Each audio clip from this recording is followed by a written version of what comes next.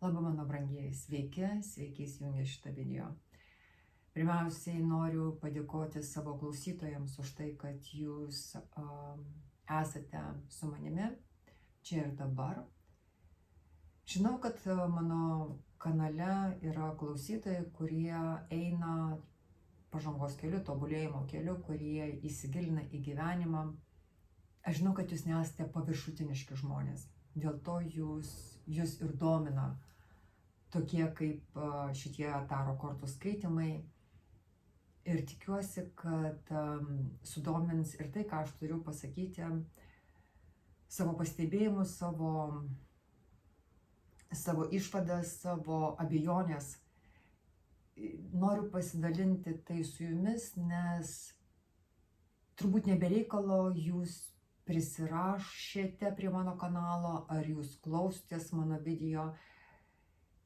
Turbūt mes esame tos sielos, kurios maitina gyvenimą būtent tokiu maistu. Dar kitais žodžiais, kaip pavyzdį duosiu, jeigu jūs įsivaizduojate, kad gyvenimas banginis, o žmonės yra planktonai, kurie maitina tą banginę, tai greičiausiai mes esame vienos šeimos planktonai, kurie tą gyvenimą prisotina savo energetiką būtent iš tokio gal mažiau paviršutiniško priėjimo prie tai, kas vyksta, kokie mes esame, kur mes einame ir ką mes darome ir kas su mumis vyksta. Šitą video rašau dėl to dar tokiame formate, kur jūs matote mano visumą, kad jūs žinotumėte, kam priklauso tos rankos, kurias jūs matote.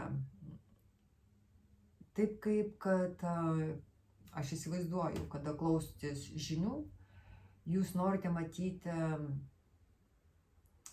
visą vedančiojo kūną, ne tik lūpas, iš kurio ateina tos žinios, kuris skaito tas žinias. Taip pat ir su tarologais. Jūs norite matyti visumą, iš ko ateina, kas interpretuoja tas taro kortas. Tai nebūtina būti paslaptyje kaip tik rankos. Aš suprantu, kad tarologės jos rodo tik tai rankas dėl to, kad koncentracija būtų į kortas, ne į asmenybę, kuri transliuoja tas žinutes. Bet tą pasakius, aš visgi pasilieku prie nuomonės, kad jūs daug ką galite pasakyti iš žmogaus išvaizdos, kaip jisai atrodo. Ir ta visuma, ar jinai jums primtina ar ne. Nes mūsų vaizduotė yra laki ir mes galime įsivaizduoti tą ir aną ir tą, bet mano visi skaitimai yra apie tai, kuo labiau priartėti prie realybės, kuo labiau pažinti pasaulį detaliau, kuo labiau suvokti, kas iš tikrųjų dedasi, kas darosi šitame pasaulyje, jūsų gyvenime. Ir dėl to aš nenoriu laikyti ir savęs kaip tokios paslaptyje ir pristatyti save tik tai kaip rankas. Antriausiai, ką norėjau su jumis pasidalinti, tai tokia yra labai populiari tema, tai yra karma, karmos dėsniai, karmos logika. Ir dabar visi bandome įtikėti vienomis ar kitomis teorijomis, kas yra ta karma ir kaip jinai mus veikia, ar jinai mus veikia aplamai, ar čia yra tik tai dar viena tokia kaip religija, kaip 10 Dievo įsakymų. Taip ir ta karma, bet jeigu darysi tą ir tą, tai bus taip ir taip, bet jeigu ne, tai bus taip ir anaip. Aš tik tai noriu su jumis pasidalinti savo, pakol kas tik tai filosofiniais tokiais apmąstymais. Kuo ilgiau, kuo daugiau aš laiko praleidžiu įsigilindama į karmą, karminius dėsnius, kaip jinai veikia, ką žmonės turi pasakyti, tie, kurie mato daugiau negu paprastas žmogus, kuriems apsireiškia tos ar kitos civilizacijos ateiviai, žmonės iš ateities. Jeigu įdomu, galite pasigilinti YouTube ir pamatyti, kiek žmonių šneka iš skirtingų kampų apie karmą, kaip jie interpretuoja tą karmą. Tada aš kaip klausytoja, aš irgi esu YouTube klausytoja, man kyla klausimas, jeigu mes, aš dabar su jumis tik tai filosofuoju, taip? Jeigu iš tikrųjų karma yra tokia, kaip tokia, ir mes atgimstame vėl ir vėl iš naujo, tik tai mes neatsimename prieš ankstinių gyvenimų, ir kaip čiupt už vadžių vėl iš pradžių mes pradedame nuo pirmojo žingsnio, mes pradedame nuo pirmojo žodžio ir vėl pradedame rašyti tą gyvenimo knygą ant tuščio švaraus popieriaus lapo. Aš turiu tokį metodą, kaip aš suvokiu viską, kas man įdomu, ką aš išgirstu ir ką aš noriu suvokti. Jeigu aš kažką įsigilinu, aš visą laiką darau savo kaip palyginimą miniatiūrinėme scenarijoje. Tai jeigu man kažkas šneka apie kažką labai tokio didelio, karmą, dievas, bausmės, atgimimai, gyvenimo ratai ir pamokos, kad jeigu tu buvai nusikaltėlis, tai šitame gyvenime tu greičiausiai būsi nusikaltėlio auka, jeigu tu buvai mylinti mama, tai šitame gyvenime tu atgimsi šeimoje, kur tave mylės nuo pat mažens ir tu patenki pas mylinčius tėvus ir tada tik tai glosto ir čiūčiuoja tas gyvenimas šitame gyvenime, kaip karma atsidėkoja tau.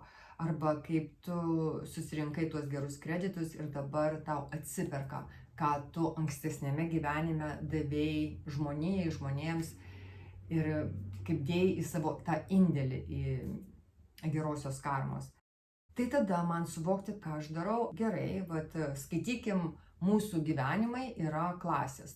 Jeigu mūsų gyvenimai yra skirti mums tobulėti, tai reiškia, kad suvokdami tą ar kitą patirtį, Dievas nori, kad mes ateitume į nušvitimą. Aš taip suprantu, kad jisai nori, kad mes išsilaisvintume iš savo karmos. Bet išsilaisvinti iš jos mes tai galime tada, kada mes praeiname tas patirtis gyvenimo iš skirtingų pozicijų, kada mes savo suvokimu, savo sąmoningumu prieiname iki tokio nušvitimo, neprisirišame nei prie vienos patirties, mes neprisirišame nei prie vienų santykių, kad mes viską pradedame žiūrėti iš tos mylinčios besąlygiškai pozicijos, kada mūsų nei geri įvykiai nedžiugina, nei blogi įvykiai neskriaudžia. Kada mes matome, kad be juodo nebus balta, be minuso nebus pliusas, be tamsios energijos nebus šviesios, be nakties negali būti diena. Tai gerai, aš tada tą priimu ir tada galvoju toliau. Tai jeigu, pavyzdžiui, kiekvienas gyvenimas man yra klasė, taip, aš nueinu iš pirmos klasės, aš einu į antrą klasę, į antrą gyvenimą, iš numirštu, aš einu į trečią klasę, į ketvirtą, ir Dievas tas, kuris, tas mokytojas, tas didysis, taip, kuris yra mokyklos direktorius, ir jo galioje yra viskas, kaip jisai organizuoja tą mano perėjimą iš vienos klasės į kitą. Na ir dabar jisai, kai aš baigiu pirmą klasę ir aš išmokstu tai ir anai ir kitaip, kai aš perinu į antrą klasę, jisai ištrina mano atmintį, ir sako, na va, vėl pradėk nuo pradžių, antrą klasę dabar ir tu mokinys sėdėk ir žinau, kad tu nieko neatsimeni iš pirmos klasės. Na, bet pas mane tokia tvarka, tokia yra tokios mokyklos taisyklės ir dabar vėl kaip nuo nulio pradėk antrą klasę. Tu jau kažkur tai sąmonėje, pasąmonėje, kur tu nežinai, tu neištrauksi iš tos pasąmonės. Jeigu tu sugebėsi ištraukti iš tų atminties klodų nusistovėjusias kažkokius tai atsiminimus ir mokėsite pritaikyti antroje klasėje, tai esi šaunuolis, valio, tau vėlyvyti į rankas ir pirmin. Na, bet jeigu ne, tai tada, tai tada vėl mylėk iš naujo, vėl nudėk nuo pirmosios meilės, vėl nežinau, kaip auklėti savo vaikų, vėl pereik per tuos kalnus kalnelius, per akmenelius, na ir kentiek, bet nenusimink, nes kai eisi į trečią klasę, mes vėl tau ištrinsime viską ir tu eisi į trečią klasę, kaip nuo švaraus popieriaus lapo, tu vėl pradėsi naują gyvenimą. Jeigu išeinant iš to, ir taip ir sako, Ta prasme, mes patys žinome, tai yra faktas kaip blynas, kad kai mes atgimstame, pas mus nėra atminties, taip, ten yra vienetai vaikų, kurie dar iki kažkokių tai metų pamena savo praeitus gyvenimus. Netgi jeigu tame laikotarpyje, kada jie atsimena savo praeitus gyvenimus, jie negali pritaikyti tai, ką jie atsiminė. Jie atsimena nuotrupas ten, kur jie gyveno, koks jų buvo vardas. Bet sako, bet tu nenusimink, jeigu tu būsi labai talentingas šitame gyvenime ir, ta prasme, ne tai, kad talentingas, bet jeigu tu ugdysi savo talentus šiame gyvenime, tai kitame gyvenime tu tą indą, tą savo visą, tas žinias, tu kaip tą savo charakterį suformuotą, taip, tu nešiesi į kitą gyvenimą ir tu atgimsti, nesvarbu kokioje šeimoje, tu ateini jau su savo charakteriu. Tame aš matau racijos, teisingai, kiti žmonės tikrai nuo pat vaikystės ateina su savo charakteriu. Ir tėvai turi vieną charakterį, o vaikas atrodo kaip iš kitos operos. Jisai visai, ta prasme, kaip atrodo, jį įsivaikino ta šeima, jis net nepanašus į savo tėvus. Bet genetika, jinai visgi yra, jinai diktuoja žmogui labai daug ką. Genetinė atmintis, jinai yra labai stipri. Bet tas, kas liečia materiją, tas, kas liečia mūsų kūną, neištrinsi tos genetikos. Bet taip atrodo, kad žmonės visą laiką yra tokiam nepasitenkinime. Netgi jeigu yra labai talentingi žmonės, yra vienetai, kuriems jų talentai suteikia džiaugsmą. Ir jeigu tai atsitinka, tai būna džiaugsmas tik tada, kada jie kuria, taip, tik tada, kada jie būna pripažinti. O kiek yra talentingų žmonių, kurie nėra pripažinti? Prie ko aš vedu? Prie to, kad karma, praeiti gyvenimai, kame ta yra karma tada, apie kurią taip šnekama, kame yra Dievo sumanymas, kuris negailestingai atima tą patirtį, kurią mes sukaupėme praeitame gyvenime. Ar tada darau išvadas, Dievas yra toks negailestingas, kad jisai tą mokinuką, taip, pirmą klasę, kuris praėjo taip sunkiai tą pirmą klasę, kuris tiek daug iškentėjo, kurį gal skriaudė labai, kuris gal turėjo labai daug kančios, kol išmoko, kol surinko tas žinias. Ir senatvėje pas jį kažkokia išmintis atėjo, kur jisai pasakė, aš supratau dabar, kas yra gyvenimas, aš supratau, kaip man reikia save vesti, bet jau per vėlu. Traukinys nuvažiavo, aš nieko negaliu pakeisti. Bet Dievas sako, tu nenusimink, tu eisi į antrą klasę, tik tai nieko neatsiminsi, bet šiaip tai viskas bus gerai.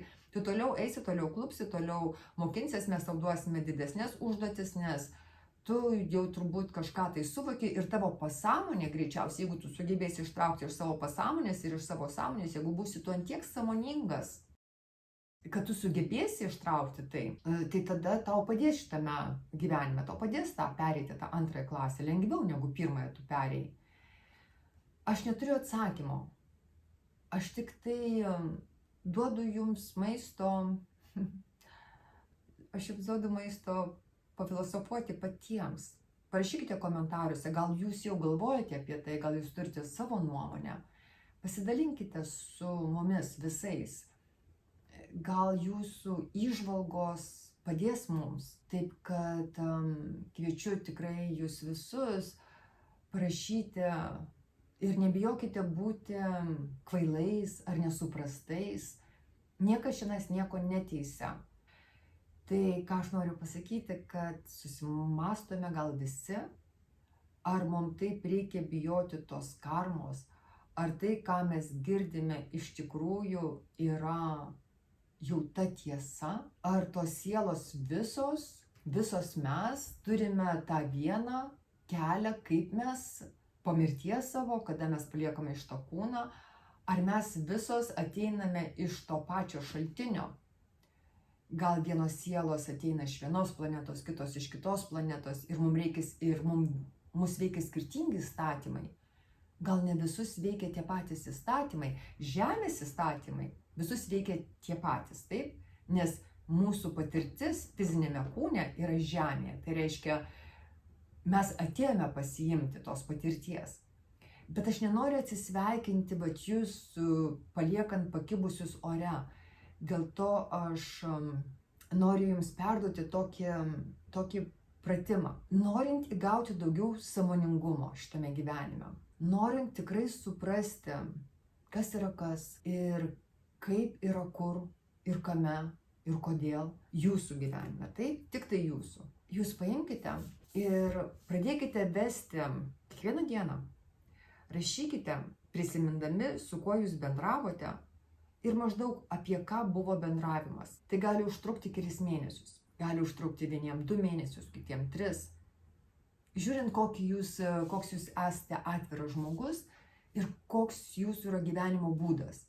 Gal mano atveju man gal užtruks 4 mėnesius, aš nežinau, nes aš labai daug bendrauju. Bet jūs bandykite čia ir dabar tokią kaip suvestinę, tokią peržiūrą savo gyvenimo daryti. Ir šitas pratimas jums suteiks galimybę labiau įsisąmoninti į tai, ką jūs perėjote per šitą gyvenimą. Kame šitas yra pratimas svarbus? Kada jūs prisiminsite bendravimą su tuo ar kitu žmogumi, jums dar reikia pagalvoti, kas ten įvyko. Ar jūs gal įžeidėte tą žmogų tuo metu? Jums reikia būti dar sąžiningiems labai. Ar jūs įžeidė? Čia yra visas tame. Ne tai, kad tik prisimenate ir kuo greičiau einate prie kito, bet truputį sustoti prie to žmogaus. Kame buvo visa esmė to bendravimo? Kas ten įvyko iš tikrųjų? Koks buvo epilogas? Kaip jūs išsiskyrėte? O jeigu dar neįsiskyrėte, tai kaip viskas eina tas bendravimas? Kokia yra jūsų rolė tame bendravime? Ar jūs auka? Ar jūs tas dominuojantis asmuo? Ar jūs norite sukontroliuoti tą žmogų? Ar jūs norite supanipuliuoti? Reikia save pastatyti čia ir dabar akistatoje su tuo, kas vyko šitame gyvenime ir su tuo, kas vyksta. Nes čia ir dabar, jeigu sakykime, ta karma yra, bet čia ir dabar turėti tą aiškę atmintį, nepaleisti nieko iš atminties. Ir čia ir dabar praeiti tą savo gyvenimą. Mes visi skirtingo amžiaus. Kai kurie iš mūsų iki 30, kai kurie iki 20, kai kurie jau gal virš 70. Aš čia darysiu tą pratimą su jumis kartu, mes galime pradėti. Ir aš jums pasakysiu, kaip man sekasi. Ir pasakysiu po to, kas įvyko, kai aš padariau tą pratimą. Aš dar nežinau, aš tik tai darysiu tai, prisipažinsiu jums iš karto, kad aš nežinau, koks bus rezultatas. Bet aš girdėjau iš labai patikimo šaltinio, kad rezultatas yra paprasčiausiai nepakartojamas. Žinote tą kortą aukščiausiasis teismas. Tai jūs darote tą teismą čia ir dabar šitame gyvenime pats prieš save. Jūs kalbate su savo sąžine. Aš vaidinau spektaklyje, kur aš buvau sąžinė. Mano rolė buvo vaidinti sąžinę to lakūno, kuris metė bombą ant Hirošimos ir Nagasaki. Ir sąžinė, tai ir yra tas Dievas mumyse. Tai ir yra sąžinė. Jūs galite čia ir dabar subendrauti su Dievu ir sąžiningai jam ir savo prisipažinti, kokia yra jūsų patirtis šiame gyvenime. Gal tada taip, aš nežinau, bet gal yra galimybė išeiti iš karminio rato ir neateiti daugiau į tą akmenuotą, iššūkių pilną gyvenimą. Gal sielą paleisti, kad jinai įgautų dangiškas patirtis. Kodėlgi ne? Jeigu tik tai yra toks noras jumise, kodėlgi ne, jūs galite pabandyti. Aš noriu, bet vėlgi čia labai yra asmeninis dalykas. Ar, sakykime, jūs norite ar nenorite, bet vien tai, kad jūs bendrausite su savo sąžine, tai yra labai didelis indėlis į jūsų sąmonę, sąmoningumą. Jeigu ir nepadės, tai tikrai nepakenks. Linkiu sėkmės jums ir savo, einant šiuo gyvenimo keliu. Ačiū labai už dėmesį, ačiū labai už jūsų laikus. Jūs esate tos sielos, su kuriomis aš bendrauju neakivaizdžiai. Bet turbūt yra tame tiek man, tiek jums skirta pasidalinti tuo, ko mes galime. Aš tiek galiu, jūs galite pakomentuoti, tai palaikydami ir kanalą, ir kad daugiau žmonių prisijungtų prie mūsų energetinio lauko. Ačiū Jums labai dar kartą ir viso pačio geriausio. Čiau, čiau.